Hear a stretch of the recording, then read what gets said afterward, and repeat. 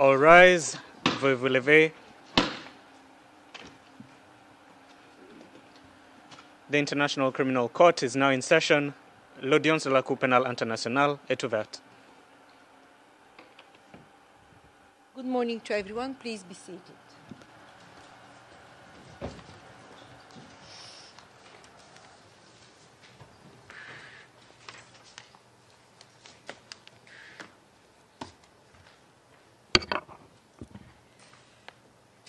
Good morning. I would like to welcome everyone who is in the courtroom today. I welcome the suspect, Mr. Ntaganda, to this initial appearance hearing. And I would like to turn to the Office of the Prosecutor, welcoming the team of Madam Prosecutor. Also, I would like to welcome the defense of Mr. Ntaganda, as well as the members of the registrar. Also, my welcome extends to the interpreters, to the stenographers, to the courtroom staff, and the security officers who diligently assist us in our work. Finally, I would like to greet those in the public gallery and outside the court who are joining us this morning.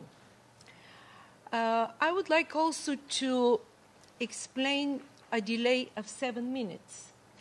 Our chamber is very diligent about the timing and very respectful, in particular when the timing is set up by the chamber. But I was asked by the representative of the registry to a little bit delay my appearance in the courtroom due to some technicalities that the Office of the Prosecutor was experiencing with regard to the live transcript. Thus, I would very much appeal to the registry that in the next hearings and status conferences to follow, that the representatives of the registry make the necessary arrangements so that we are adhering to the time schedule as decided by the chamber, and convene to everyone who is to appear in the courtrooms. And there were also some issues with regard to further on providing more opportunities to the defense of Mr. Ntaganda to thoroughly study the report for the transfer of Mr. Ntaganda to the ICC. Now I turn to the decision that was issued authorizing photographs to be taken and video recordings to be made for 1.5 minutes. And pursuant to this decision, I would ask the court officer to please invite the photographs into the courtroom for 1.5 minutes and no more.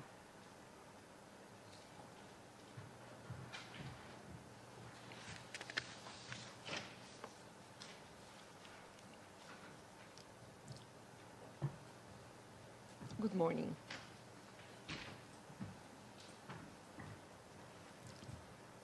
Please, you have 1.5 minutes, hoping that you will be able to do your job.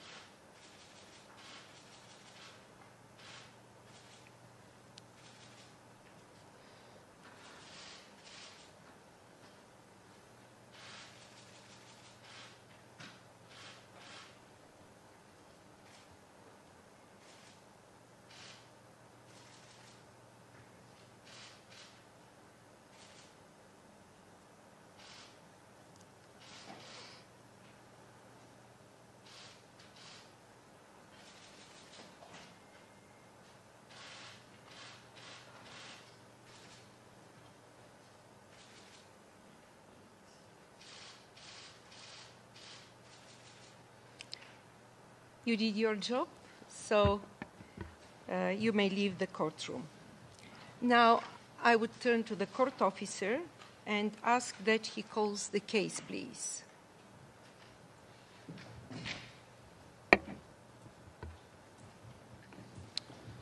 Yes, Madam President. Situation in the Democratic Republic of the Congo. In the case of the prosecutor versus Bosco Ntaganda, case reference ICC 0104-0206. Thank you, court officer. Thank you very much. At this point, I would like to invite the parties in this hearing and the registrar to introduce themselves.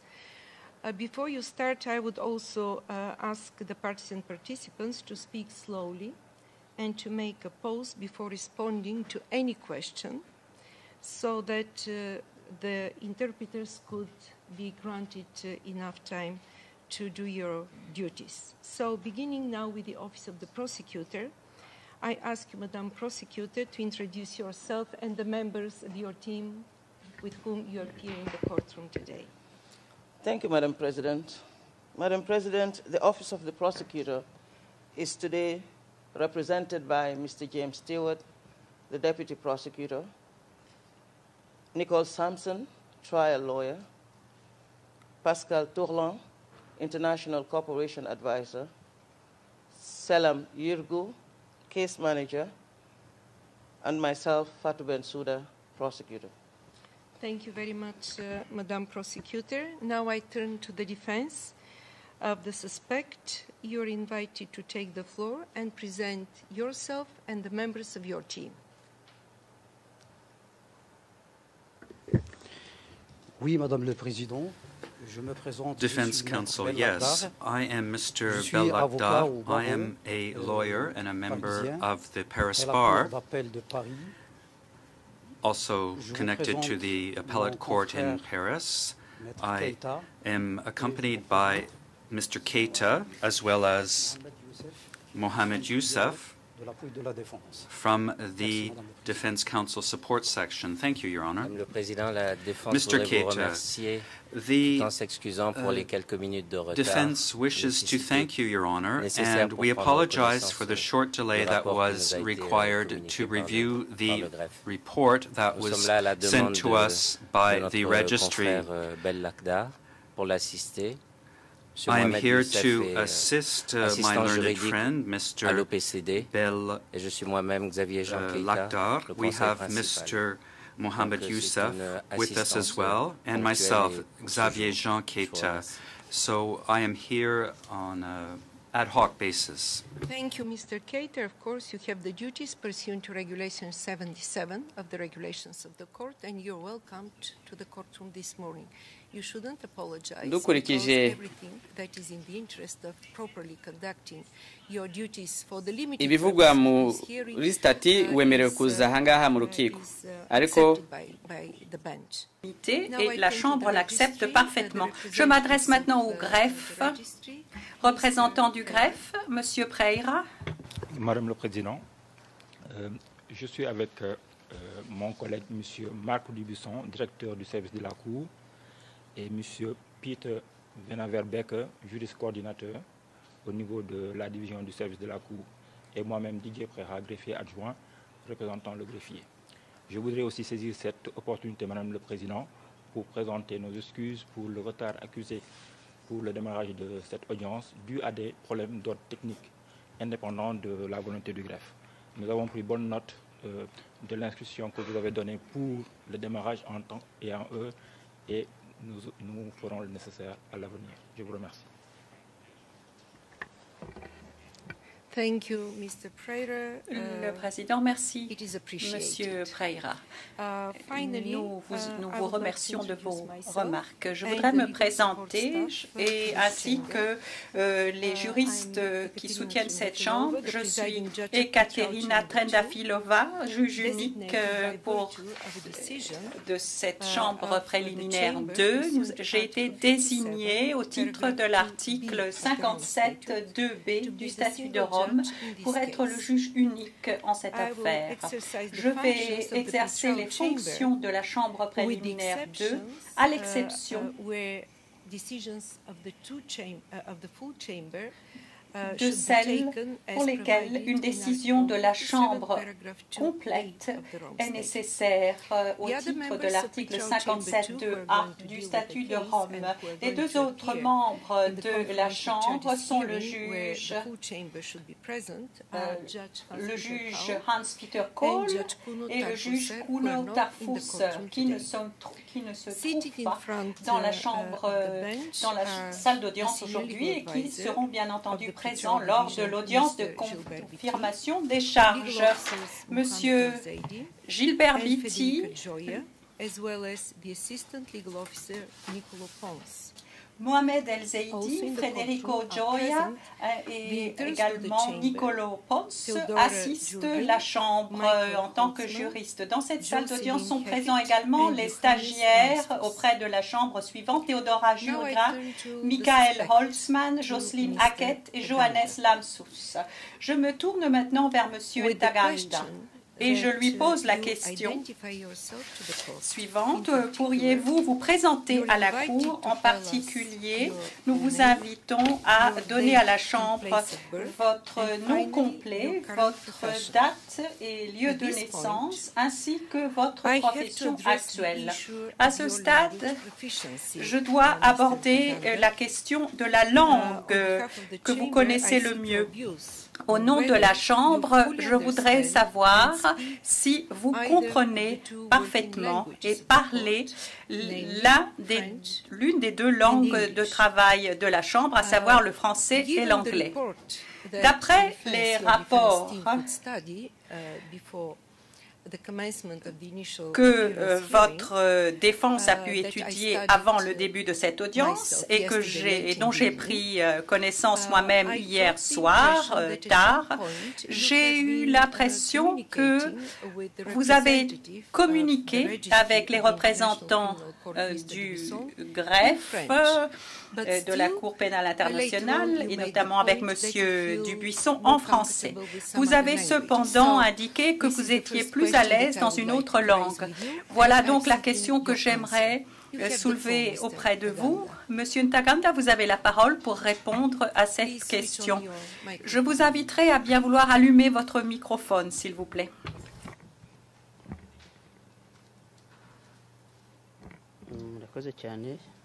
Merci beaucoup.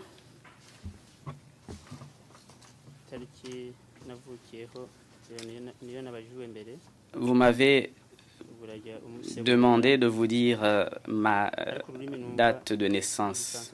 Je vais vous la dire. Quant à ce qui concerne les langues parlées, je comprends un peu le français, mais je parle couramment le Kinyarwanda. Le président, Monsieur Ntaganda, vous préférez donc continuer avec la langue que vous comprenez et maîtrisez parfaitement, c'est-à-dire le Kinyarwanda. Le greffe, par conséquent, doit prendre les dispositions nécessaires de telle sorte qu'un interprète en cette langue soit présent dans les cabines d'interprètes. C'est déjà le cas. C'est déjà le cas. C'est comme ça que je dois interpréter votre geste. Monsieur Ntaganda, vous pouvez donc poursuivre. Vous pouvez vous présenter dans cette langue que vous maîtrisez parfaitement, c'est-à-dire le Kinyarwanda. Je vais donc répondre à vos questions. Je suis né le 5 novembre 1973. Je suis né au Rwanda, mais j'ai grandi au Congo.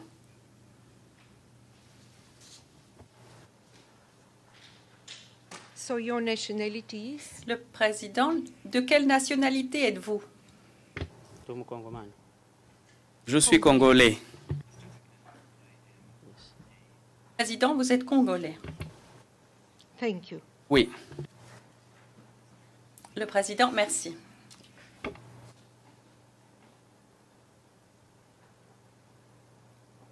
Le président, Monsieur Ntaganda, est-ce que vous pourriez nous donner votre nom complet?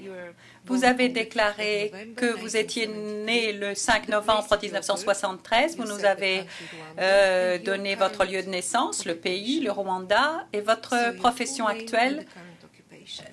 Et votre nom complet nous manque encore, s'il vous plaît.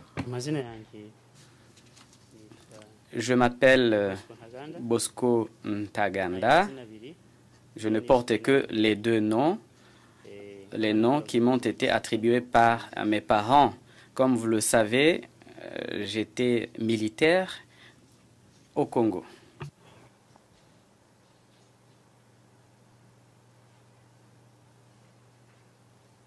Le président, c'était donc votre profession avant que vous ne comparaissiez ici, devant la CPI. Oui. C'était ça mon occupation. Monsieur Ntaganda, merci beaucoup. Vous pouvez vous rasseoir.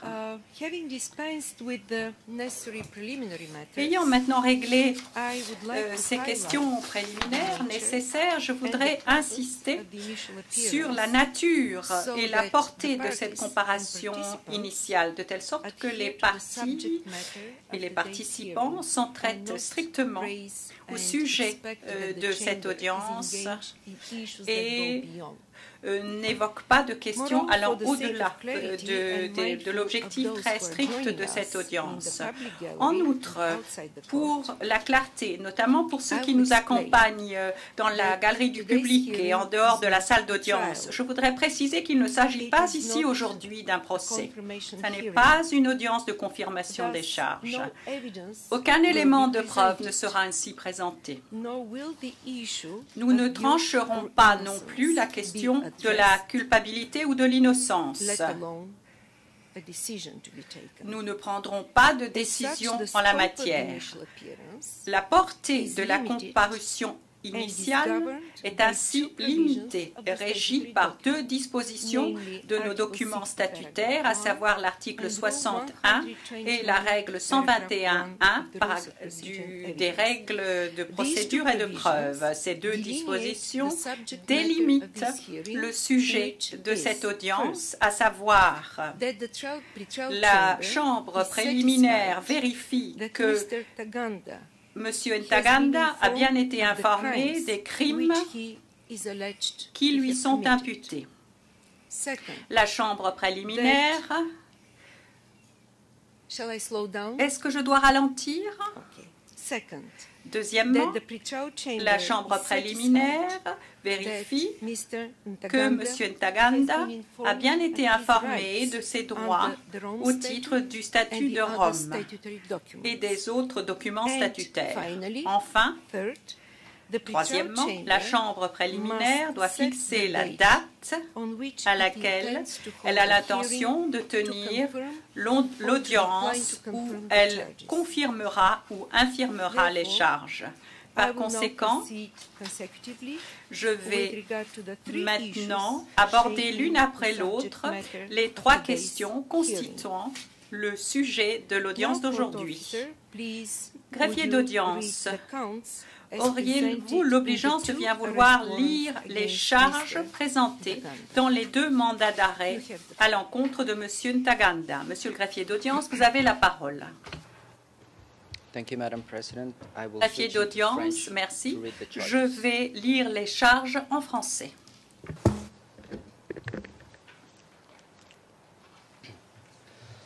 Dans les mandats d'arrêt, référence numéro ICC 01 04 02 06-2, daté du 22 août 2006, et puis corrigé le 7 mars 2007, la Chambre préliminaire 1 a conclu qu'il existe des motifs raisonnables de croire que M.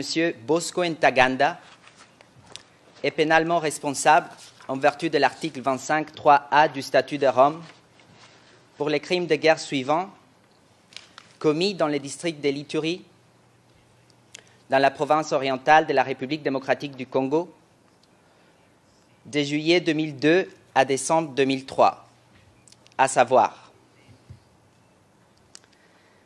crime de guerre consistant à procéder à l'enrôlement d'enfants de moins de 15 ans, sanctionné par l'article 8.2b 26 ou l'article 8.2e 7 du statut.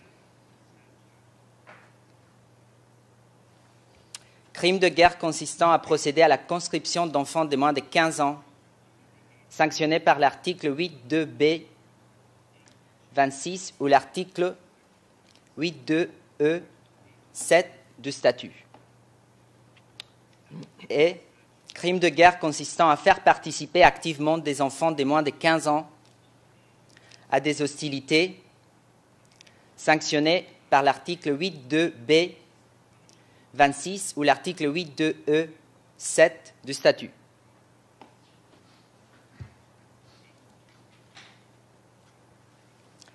Dans la décision relative à la requête déposée par les procureurs en vertu de l'article 58, référence numéro ICC 0104 02 06-36, version expurgée, datée du 13 juillet 2012, la Chambre préliminaire 2 a conclu qu'il existe des motifs raisonnables de croire que M. Bosco Ntaganda est pénalement responsable en vertu de l'article 25.3a du Statut de Rome, en qualité de co-auteur indirect pour les crimes contre l'humanité et crimes de guerre suivants commis dans les districts de l'Ituri, dans la province orientale de la République démocratique du Congo, entre le 1er septembre 2002 et la fin de septembre 2003, à savoir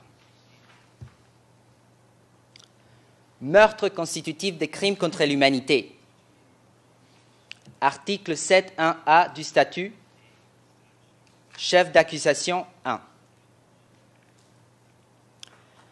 Viol et esclavage sexuel constitutif des crimes contre l'humanité, article 7.1g du statut, chef d'accusation 4. Persécution constitutive des crimes contre l'humanité, article 7.1h du statut, chef d'accusation 6. Meurtre constitutif des crimes de guerre, article 8.2c1 du statut, chef d'accusation 2. Attaque dirigée contre la population civile, constitutif des crimes de guerre, article 8.2e1 du statut, chef d'accusation 3. Viol et esclavage sexuel constitutif des crimes de guerre, article 8.2e6 du statut, chef d'accusation 5.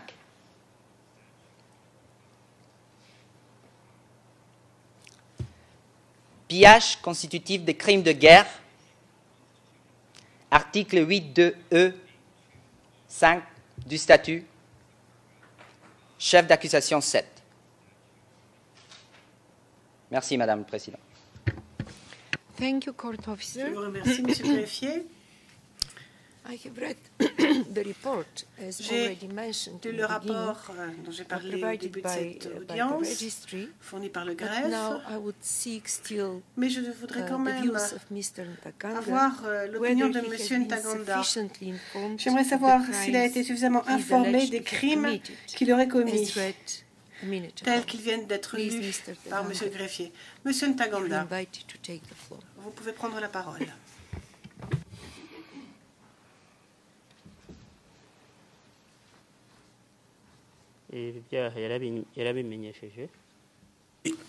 J'ai été informé de ces crimes. Je ne sais pas si je peux continuer.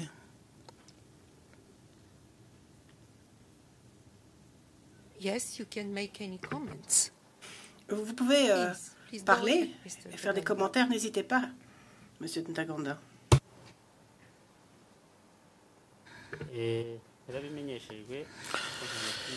J'ai été informé de ces crimes, mais je plaide non coupable parce que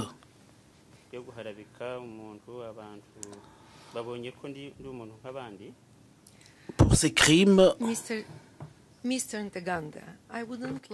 Ntaganda, je ne souhaite pas vous interrompre. Vous devez vous sentir à l'aise et parler librement. Mais je dois peut-être répéter un peu les choses. Le but de cette audience, de cette comparution initiale, est extrêmement limité. C'est une audience qui est organisée pour savoir si vous avez été bel et bien informé de ce que l'on vous reproche, des crimes que vous auriez commis, si on vous a parlé de vos droits qui vous sont donnés par le statut. Donc on ne parle de rien d'autre. On ne parle pas de votre culpabilité, de votre innocence. On ne parle pas de tout cela. On ne parle que de ces deux points dont j'ai parlé et aussi de l'obligation que nous avons de fixer une date pour la confirmation des charges. Vous aurez bien le temps plus tard de vous exprimer en détail, en profondeur, et vous pourrez vous adresser à la Chambre plus tard. Oui, j'ai été informé de ces crimes. Yes, thank you, Mr. Ntaganda. Le Président, je vous remercie, Monsieur Ntaganda. Veuillez rester debout, s'il vous plaît. J'ai une autre question à vous poser. Avez-vous été informé de vos droits, tels qu'ils sont prévus par les documents statutaires de la CPI? Dans le rapport que j'ai reçu, il est bien écrit que votre conseil et vous-même ont eu accès à tout cela. Mais je dois l'entendre de votre bouche. Avez-vous été informé de vos droits?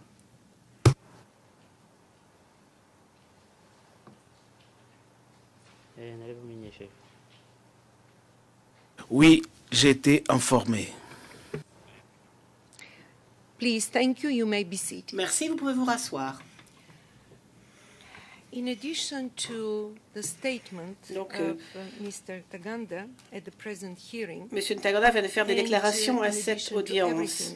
En plus de cela et de tout ce qui a été fait jusqu'à présent par le représentant des greffes suite à ses obligations statutaires, je souhaite une fois de plus saisir cette occasion pour répéter les droits du suspect qui sont essentiels pour la poursuite de cette procédure. Ma lecture ne sera pas exhaustive. Donc, le régime statutaire de cette Cour, en application des droits humains internationaux, en harmonie avec eux, vous donne les droits suivants. Vous serez présumé innocent jusqu'à ce que votre culpabilité soit prouvée au-delà de tout doute raisonnable lors du procès. La charge de la preuve revenant au procureur. Vous avez le droit de ne pas vous voir imposer le renversement du fardeau de la preuve ou la charge de réfutation. Ensuite, vous avez le droit de recevoir ou que vous soit communiqué les pièces qui montrent ou qui ont tendance à montrer votre innocence, à atténuer votre culpabilité, ou qui pourraient avoir un impact sur la crédibilité des éléments de preuve présentés par l'accusation et dont il dispose. Vous avez le droit, lors de l'audience de confirmation des charges, qui va être organisée dans quelques mois, de soulever des objections quant aux charges, de contester les éléments de preuve présentés par le procureur et de présenter vos propres éléments de preuve. Si les charges ne sont pas confirmées par la chambre préliminaire, il n'y aura pas de procès. Vous serez informé rapidement et en détail de la nature, de la cause et de la teneur des charges Retenu contre vous dans une langue que vous comprenez et parlez parfaitement, c'est-à-dire le Kinyarwanda. Vous avez le droit de renoncer à votre droit d'assister à l'audience de confirmation des charges en application de la règle 124.1. Néanmoins, il faut que vous sachiez que la Chambre a le droit de vous ordonner de comparaître si elle considère que cela est nécessaire et si elle décide qu'une audience ne peut pas être organisée en votre absence. Il s'agit toujours de la règle 124, mais cette fois paragraphe 4. Vous avez aussi le droit de renoncer à votre droit d'assister aux conférences de mise en état qui sont organisées afin de faciliter la procédure de communication des pièces. Vous aurez tout le temps et toutes les ressources nécessaires pour la préparation de votre défense. Vous avez droit à un procès sans retard excessif. Vous pourrez poser des questions aux témoins, vous pourrez les interroger. Et ceci s'applique aussi à l'audience de confirmation des charges. Vous pouvez faire des déclarations orales ou écrites dans votre défense, et ce sans prêter serment. Vous avez le droit aussi de faire des requêtes afin d'être libéré de façon provisoire en attendant votre procès, article 60 et règle 118.1 du règlement de procédure et de preuve. Vous avez le droit de faire appel de certaines décisions au titre de l'article 82.1 du statut et des dispositions pertinentes du règlement de procédure et de preuve. De plus, le greffe est tenu d'organiser ses équipes afin de promouvoir les droits de la défense en application avec le principe de procès équitable. Donc article 43.1 et règle 20. Maintenant,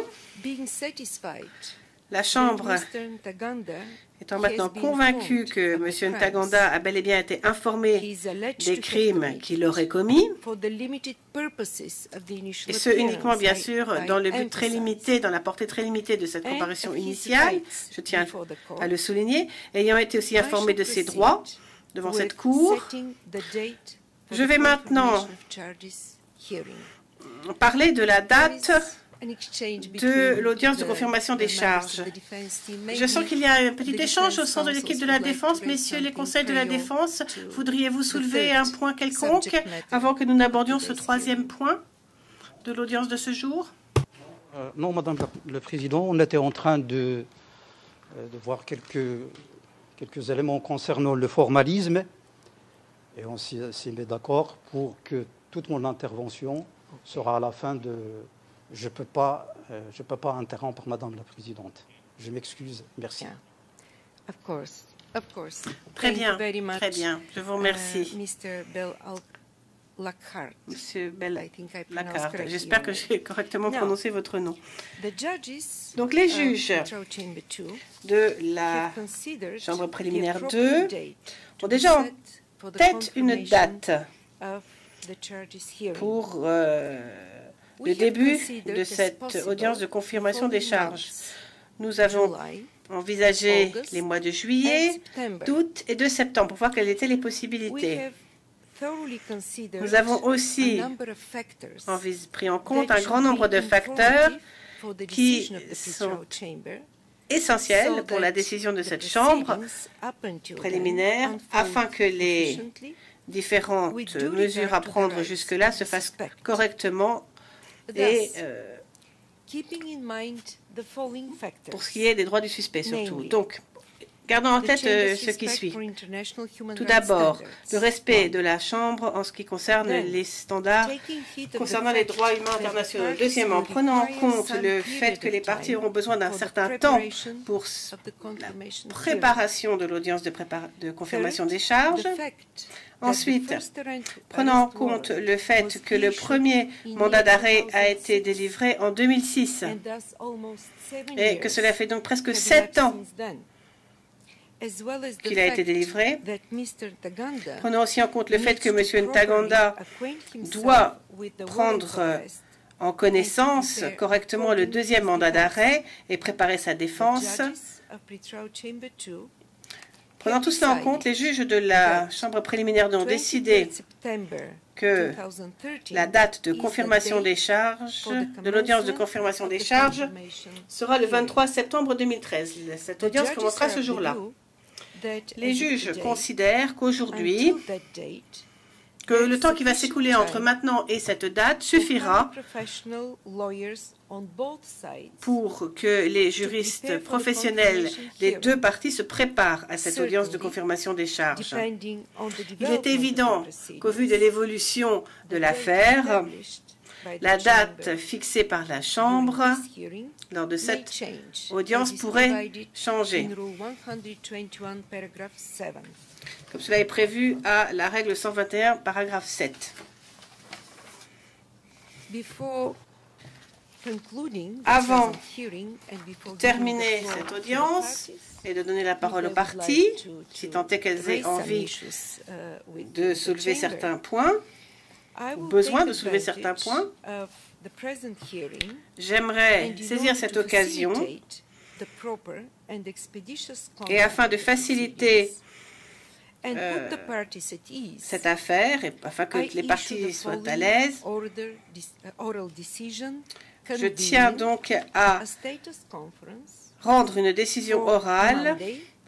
La Chambre organise une conférence de mise en état lundi 15 avril 2013 à 14h30 de l'après-midi dans cette salle d'audience, salle d'audience 1, afin d'aborder les questions de divulgation des éléments de preuve. Les participants seront le procureur, la défense et le greffe. Et suite à l'un des droits que j'ai expliqué à M. Ntaganda, lui n'aura pas besoin d'assister à cette conférence de mise en état. Je répète donc que c'est à lui de voir s'il souhaite assister à cette conférence de mise en état ou s'il s'en remet à son équipe de la défense pour aborder ces sujets avec en présence du procureur et des juges pour savoir comment la procédure de divulgation se déroulera. Ensuite, le procureur, lors de cette conférence de mise en état, devra, dans la mesure du possible, donner des informations sur ce qui suit. Bien sûr, ce sera la première conférence de mise en état. Donc, juste, voici les points, voici ce à quoi s'attend le juge unique lors de cette première conférence de mise en état.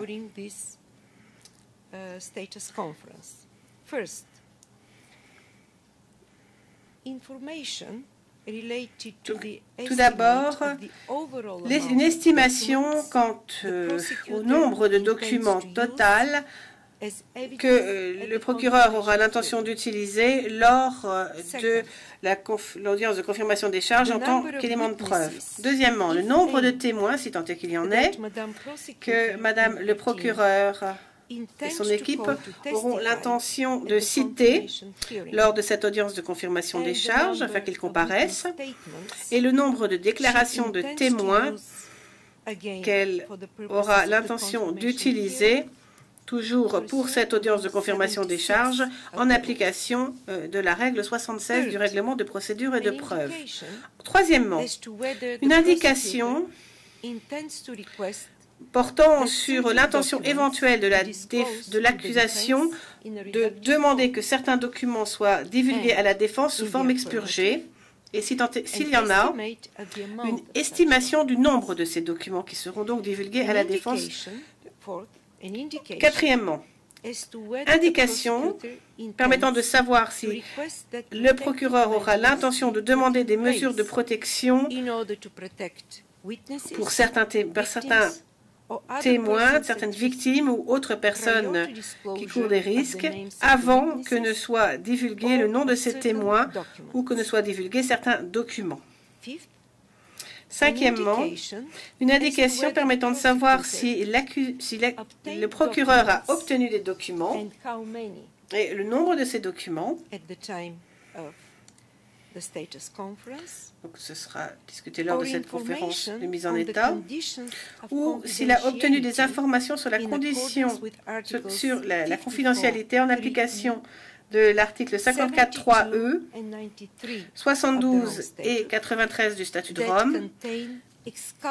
Donc, documents confidentiels qui contiendraient des informations exculpatoire au titre disculpatoire, se prend l'interprète, au titre de l'article 67.2 du statut et qui sont considérés comme des pièces permettant à la défense de se préparer en application de la règle 77 du règlement. Et dans le cas positif, donc si des mesures pour obtenir le consentement de la source concernant la divulgation de ces pièces ont déjà été entreprises ou doivent être entreprises. Maintenant, qu'en est-il de la défense? La défense, lors de cette conférence de mise en état, sera invitée à indiquer, dans la mesure du possible, bien sûr, si elle a l'intention de présenter des éléments de preuve lors de l'audience de confirmation des charges. Et si oui, en quelle quantité? Toujours dans la mesure du possible, bien sûr. La défense est invitée aussi à dire si elle a l'intention de citer des témoins à comparaître lors de cette confirmation des charges. Bien sûr, la défense, nous savons bien sûr que c'est l'accusation qui lance les débats dans cette procédure et la défense ne fait que répondre. Mais si la défense a des informations rapidement, elle est la bienvenue afin de pouvoir organiser le planning de la procédure de divulgation. Quant au greffe, il est invité à assister à cette conférence de mise en état afin d'indiquer les modalités techniques qui permettraient au mieux d'assurer une procédure de divulgation rapide et efficace. Monsieur Dubuisson, Monsieur Preya, veuillez s'il vous plaît faire tout ce qui est nécessaire afin que cette conférence de mise en état puisse avoir lieu le 15 avril à 14h30. Avant de mettre un terme à cette comparution initiale, j'aimerais quand même demander aux parties si elles ont l'intention de soulever certains points, tout en gardant à l'esprit, bien sûr, que cette audience de première comparution est de portée extrêmement limitée. Je donne la parole aux parties. Ils peuvent parler librement, mais professionnellement, en se limitant uniquement à ce qui doit être abordé aujourd'hui. Madame Bensouda, Madame Bensouda.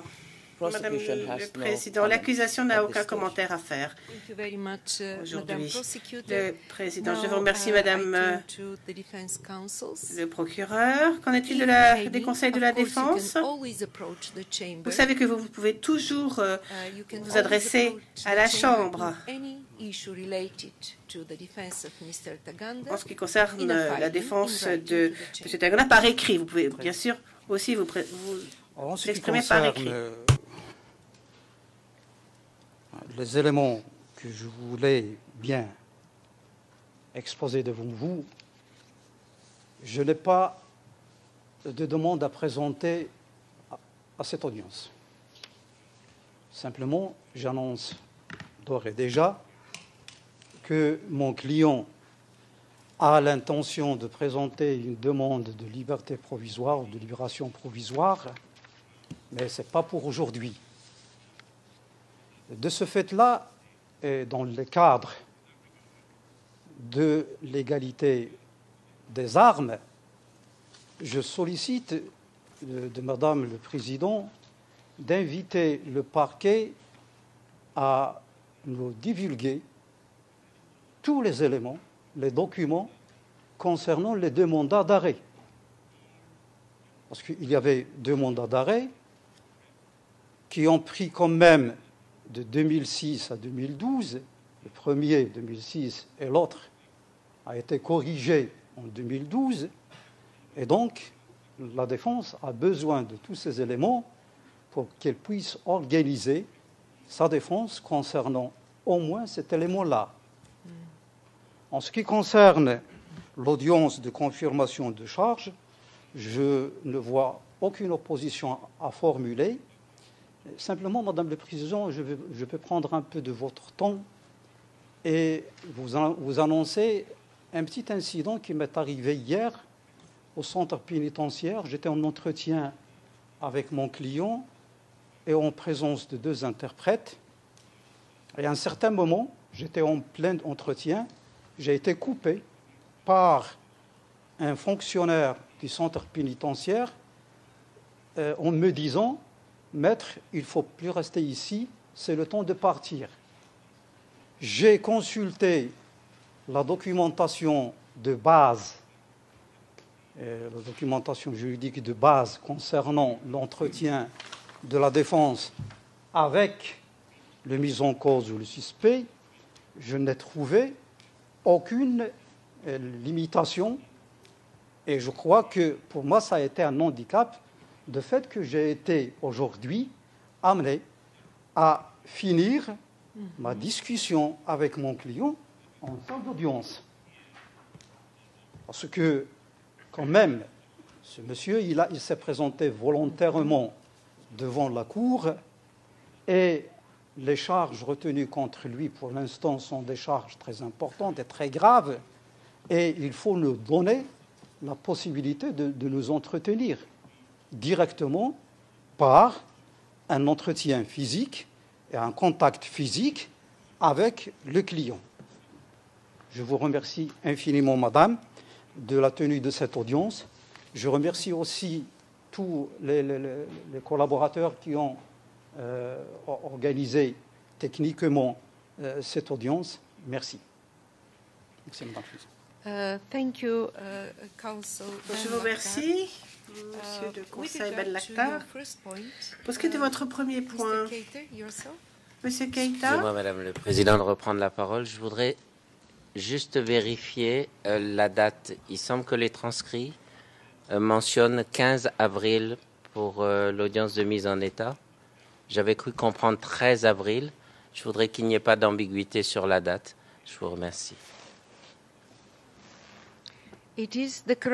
Non, c'est bien cette date. C'est bien le 15 avril. C'est un lundi, 14h30. J'ai quelques commentaires rapides à faire, Monsieur le Conseil Ben Lakhtar. Ce sera justement le but de notre première conférence de mise en état. Nous allons parler avec les parties et aborder tous les sujets dont que j'ai énumérés dans ma décision orale, demandant à l'accusation de venir avec des informations, toutes les informations dont il dispose, concernant les éléments de preuve qui étayent le mandat d'arrêt et tout ce qui pourrait être utilisé dans le cadre de l'audience de confirmation des charges. Ensuite, nous allons établir un calendrier de divulgation pour voir comment les choses vont se dérouler.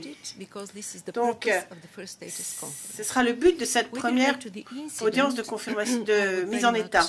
Pour ce qui est de l'incident qui a eu lieu au centre de détention, je vais demander au greffe de faire ce qu'il doit faire parce que, en application des documents statutaires, et je pense qu'il y a des dispositions très précises dans les règlements du greffe, le Conseil a un accès libre et confidentiel à son client, et afin de bien exécuter ses fonctions. Donc, M. Prera et M. Dubuisson, vous avez maintenant été avertis de cet incident et j'espère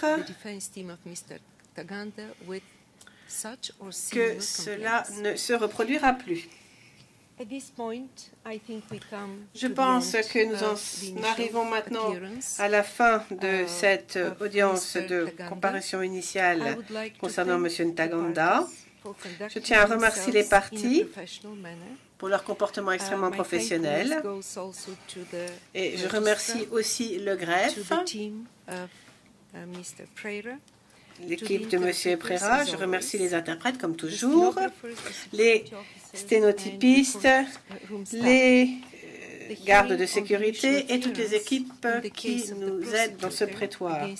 Donc, cette audience de comparution initiale en l'affaire Le Procureur contre M. Ntaganda est maintenant terminée.